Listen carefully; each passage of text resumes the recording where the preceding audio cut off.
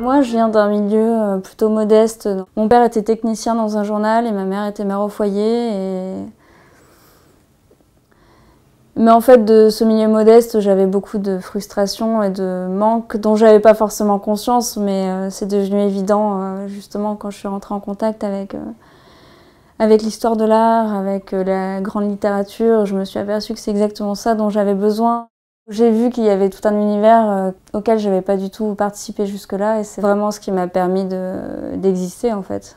C'est primordial de faire en sorte de rendre l'art plus accessible. Il y a vraiment une dimension humaniste à laquelle je tiens dans ce métier. Et pour moi, devenir conservateur, c'était quelque chose d'inenvisageable.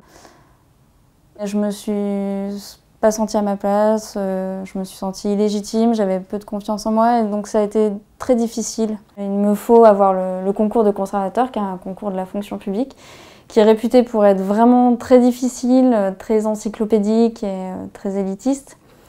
Et c'est pourquoi j'ai décidé d'intégrer une classe préparatoire cette année à l'école du Louvre. Et c'est là qu'intervient la Fondation de la Vocation parce que j'ai besoin de pouvoir me consacrer à temps plein et uniquement à la préparation de ce concours qui est vraiment très exigeant.